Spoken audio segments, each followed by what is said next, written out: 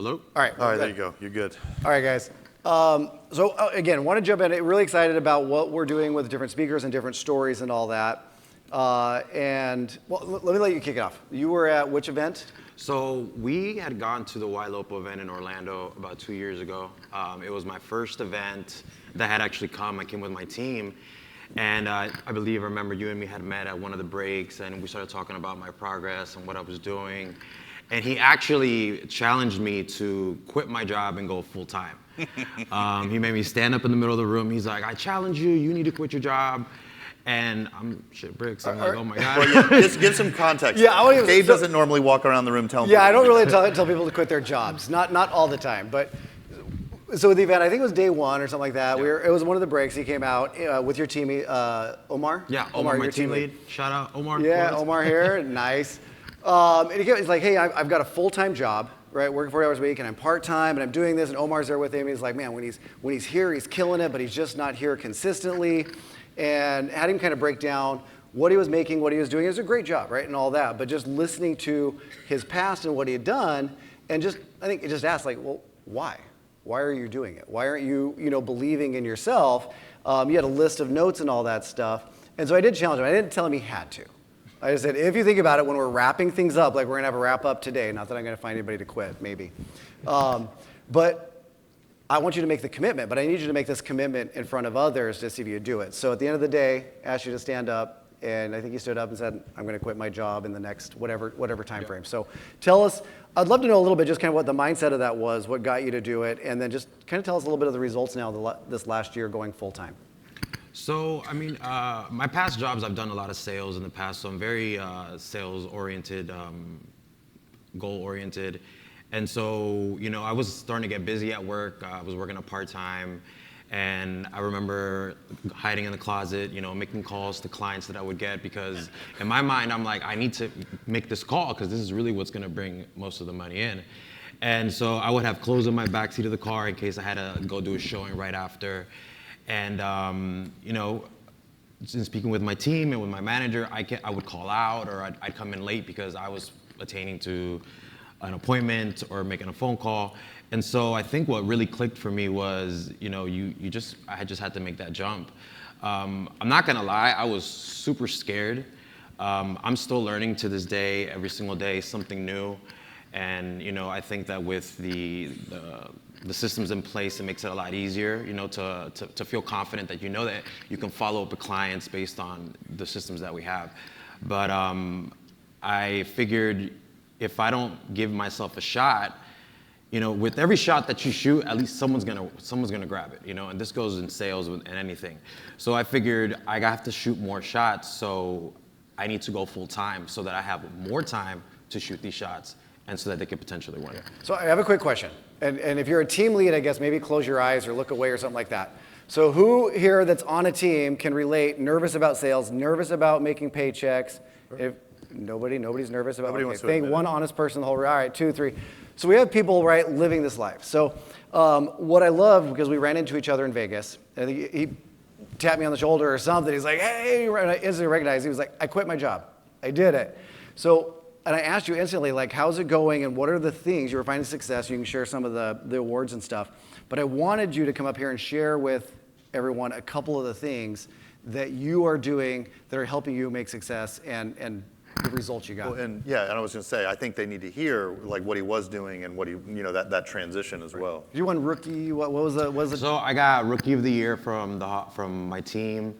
I also got a performance award for the Realtor Association back home, Maryland, DC.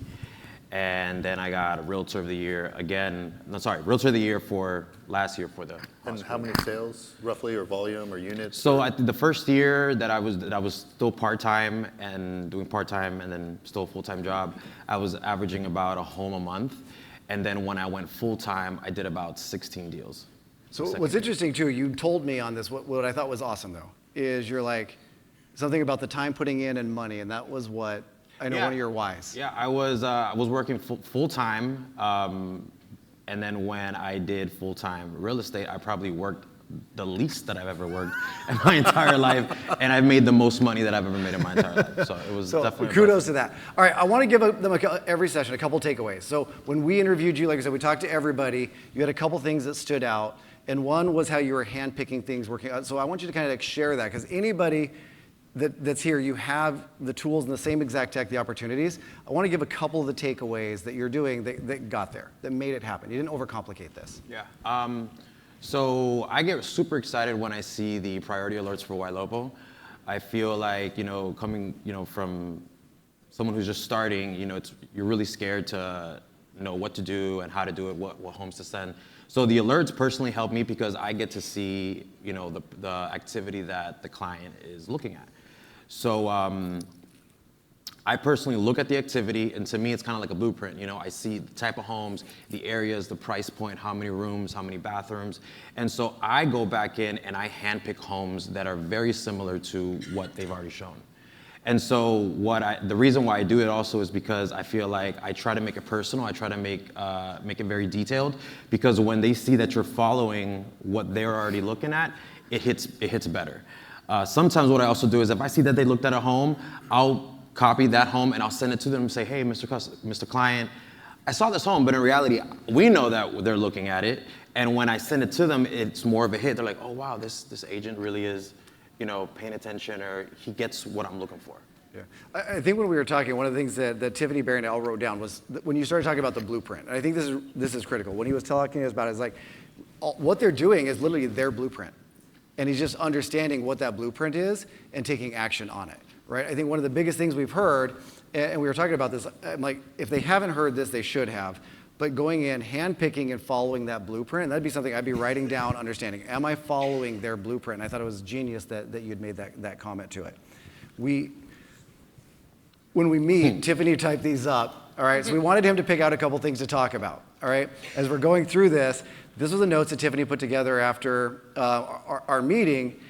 And we were chatting last night, and he's like, shit, I forgot all the stuff that we talked about and all that. Because when we meet with people, especially who have not, because you've not been up on stage talking a lot at real estate events, right? Not at all. It's hard to you're doing something, you're making changes, and I love that people are taking pictures. But these are the notes of all the things that you're talking about. I'd love for you to pull something out, or when you saw that, what are you thinking, or what came through that you're looking at oh, shit, because that was literally what you said. Shit, I forgot how much I was doing.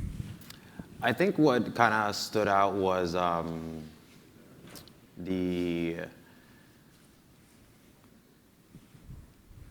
handpicking of the homes. I think that because I just did it automatically, and so looking at the notes now, it just hit differently. It's like, this is really what you're doing.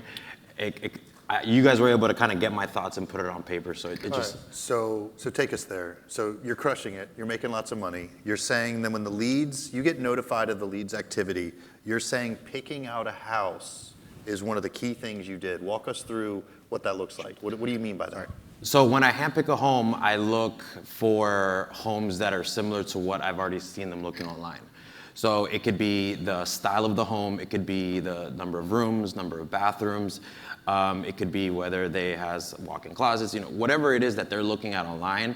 I try to find homes that look very similar, and I do a personalized link where I handpick the homes, and then on Ylopo, I forgot the name of it off the top of my head. Stars link. Yeah, the stars link. And so you're able to pick the homes, and then you'll send the link directly to the client, and it's literally a personalized link. So the reason I also do that is because when they click on that link, you get a notification saying, hey, your client looked at the link. So then that gives me the notification like, hey, you need to call back and check in with them and say, hey, what did you think about the homes? So that's what he's talking about is push listings. So you go into Stars, you grab the push listing, you send it. About how long does that take you? Not even super fast, 5-10 minutes. 5-10 minutes. And do you have how do you gauge who you do that for versus not? Because you probably get notified on a lot of leads, right? Mm-hmm. If you've never spoken to the lead before, do you do that for them, or do you? So if I see there's a notification of a new lead, obviously you got to call them and kind of set the tone. I like to kind of set the right expectation, like, hey, you're looking at a home. this is not something that's going to happen overnight, right? I set the right expectation. I'm here to help you and walk you through the process. I saw that you looked at this type of home. What's your timeline? What's your max price point? Because sometimes when they look at homes, they're just looking at one home. You don't know really what they're pre-approved for. So I try to get as much as information from the very beginning. And then once I establish that connection, then these systems just work for you. Right. One of the things when we were talking about this, and I think it's under number 2 here, there are some nuggets that you delivered to us. I love that when you're talking about it was your mindset, as I'm taking them from not ready to under contract. So I think when he was talking about that blueprint, and I just thought that was amazing, having that mindset and understanding and using that blueprint because the majority are not ready yet, but nurturing them through handpicking and going to under contract. And then the other one that I loved was... Before you skip to that, I think generally speaking as business owners, we're missing that. We've objectified these humans as leads. And what I'm hearing, Ivan, from your story is, you intuitively said, this is John Smith. He wants a 4-bedroom on the east side of town with 4 bedrooms. I got to go find him another one, right? That. I'm not saying you literally say that, but that seems like the energy you're bringing into each relationship. Yeah, correct. And now, would you say that this is most of your day? You're doing this, as soon as it happens, you're stopping? Yeah, I try to be as intentional as possible. So when I see these leads, I just try to cater to what I already see that they're looking for. That's the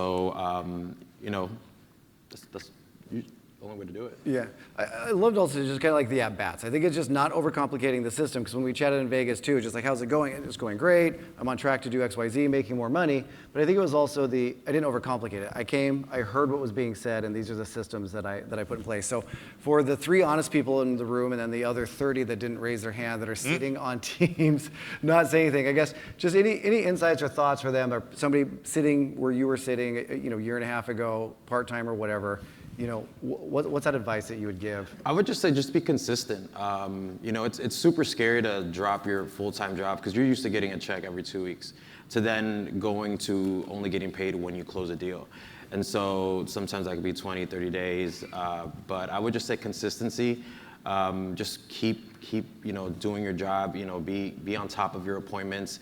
Follow up with the clients. A lot of times when we're referring back to going from not ready to under contract, that process can be X amount of days, it could be months. So, and sometimes me personally, I would feel discouraged when you make these calls and they're not answering, or you have to switch up the time of when you call. And so you don't get discouraged, because the more work you put into it, it eventually turns into like a snowball effect.